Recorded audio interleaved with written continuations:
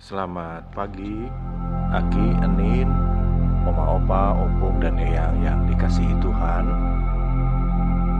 Bertemu kembali di dalam program Sapaan Lansia.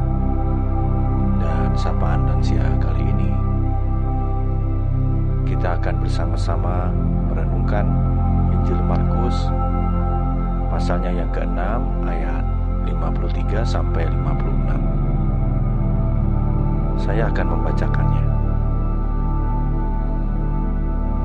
Setibanya di seberang Yesus dan murid-muridnya mendarat di Genesaret dan berlabuh di situ. Ketika mereka keluar dari perahu, orang segera mengenal Yesus. Maka berlari-larilah mereka ke seluruh daerah itu dan mulai mengusung orang-orang sakit di atas tilamnya kepada Yesus, di mana saja kabarnya ia berada. Kemanapun ia pergi, ke desa-desa, ke kota-kota, atau ke kampung-kampung, orang meletakkan orang-orang sakit di pasar dan memohon kepadanya supaya mereka diperkenankan hanya menjamah jubah-jubahnya saja. Dan semua orang yang menjamahnya menjadi sembuh. Demikian sabda Tuhan. Aki, Nin, Oma, Opa, Opung, dan Eyang yang dikasihi Tuhan, setidaknya sampai dengan saat ini Danau Galilea masih menarik bagi para wisatawan. Dan menurut para penginjil, Tuhan Yesus dulu biasa mengajar orang banyak di pantai Danau Galilea. Tuhan Yesus punya kebiasaan berjalan sepanjang pantai dan berkhotbah di kota-kota kecil yang ada di sepanjang pantai itu. Dalam Injil Markus 6 ayat 53 sampai 56 diceritakan bahwa Yesus tiba di Genesaret dan membuang sauh di sana. Ketika Yesus berkunjung di kota ini, banyak orang mau mengambil keuntungan dan dari kunjungan Tuhan Yesus ini. Hal ini bisa dimaklumi karena mengingat bahwa di antara mereka Tuhan Yesus sudah dikenal sebagai seorang penyembuh dan pembuat mujizat. Pada tahap awal karya Tuhan Yesus di depan publik, Tuhan Yesus memang menyembuhkan banyak orang. Dan kita bisa melihat cerita tentang penyembuhan ini di Injil Markus. Dan di dalam bacaan yang kita dengar tadi, Markus berkata, ketika mereka keluar dari perahu, orang segera mengenal Yesus. Maka berlari-larilah mereka ke seluruh daerah itu dan mulai mengusung orang-orang sakit di atas tilamnya kepada Tuhan Yesus. Di mana saja kabarnya ia berada, kemanapun ia pergi, ke desa-desa, ke kota, ke kampung, orang meletakkan orang-orang sakit di pasar dan memohon kepadanya supaya mereka diperkenankan hanya menjamah jubah-jubahnya saja, dan semua orang yang menjamahnya menjadi sembuh. Jadi di sini Aki, Nin, Oma, Opa, dan Opung serta Eyang, orang-orang Yahudi memperlakukan Tuhan Yesus sebagai penyembuh dan pembuat mujizat. Mereka sibuk membawa orang-orang sakit sehingga mereka kurang memberi perhatian untuk berdialog dengan Yesus secara lebih personal. Berdialog dengan Yesus secara personal sebenarnya amatlah penting. Dialog dengan Tuhan Yesus akan mempermudah kita untuk menangkap pesan yang ia wartakan ketika pertama kali ia muncul di depan publik. Di Markus 1 ayat 15 dikatakan, waktunya telah genap, kerajaan Allah sudah dekat, bertobatlah dan percayalah pada Injil.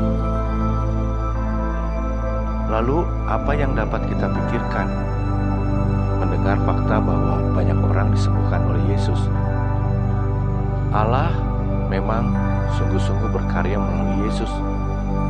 Allah selalu prihatin terhadap umatnya. Namun, Aki, Nin, Oma, Bapak yang dikasihi Tuhan, penyembuhan adalah sekadar tanda supaya orang belajar mengenal lebih banyak tentang siapa pribadi Yesus itu.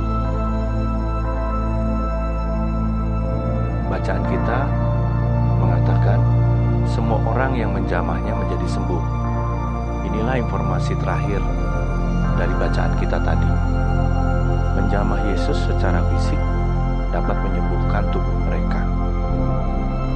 Saya pikir akan terjadi lebih banyak mujizat kalau kita menjamah Yesus bukan sekadar fisik, tetapi juga secara rohani. Khususnya ketika kita mulai membangun relasi dengan Yesus, berdialog dengan Yesus, sehingga kita lebih mengenal siapa Yesus, apa yang menjadi kehendaknya, apa yang menjadi perintahnya. Hal yang tidak mudah memang, tetapi selama kita berusaha untuk bisa terus belajar dan belajar berkomunikasi, mengenal pribadi Yesus lebih dalam lagi, kita pasti bisa memiliki hubungan yang baik dengan Dia. Tetapi sebaliknya, selama kita masih sibuk dengan kepentingan kita sendiri, kita hanya menganggap Tuhan Yesus hanya sebagai penyembuh, bukan sebagai pribadi yang utuh, maka kita akan sulit untuk bisa mengenal Dia secara pribadi dengan benar. Semoga semakin kita bertambah usia, semakin kita juga mengenal pribadi Yesus lebih dekat, lebih dalam, lebih intim, sehingga kita tahu apa yang Dia inginkan untuk kita lakukan dalam hidup kita saat ini. Tuhan menguatkan kita semua. Amin. Mari kita berdoa. Ya Tuhan Allah kami sungguh bersyukur kalau Engkau hadir di dalam diri Yesus yang menjadi penyembuh dan pembuat mujizat. Namun Engkau menghendaki kami tidak berhenti pada pemahaman tersebut, bahwa benar Engkau adalah Sang Penyembuh. Engkau bisa dan sanggup melakukan mujizat, membuat mujizat dalam hidup kami. Namun lebih dari itu, Engkau menginginkan kami mengenal Engkau lebih dalam lagi sebagai pribadi yang utuh, sebagai Tuhan dan Juru Selamat kami di masa sekarang ini. Tuhan, kiranya Kau memampukan kami untuk kami bisa membangun relasi, komunikasi, dialog yang dalam dan intim bersama-sama dengan Engkau, sehingga apapun situasi hidup kami saat ini, kami mampu menghadapinya dengan iman percaya kami, karena kami tahu bahwa Engkau adalah pribadi yang mengenal siapa kami sesungguhnya. Engkau adalah pribadi yang sungguh-sungguh mengasihi kami, menolong kami dan menuntun kami. Terima kasih Tuhan untuk kesempatan kami bisa mendengarkan sabda-Mu, merenungkannya sejenak, dan kami mau bersama-sama melakukannya dalam hidup kami setiap hari. Terpujilah Engkau ya Allah, Bapa di dalam Yesus Kristus, dan di dalam Roh Kudus kami telah berdoa. Amin.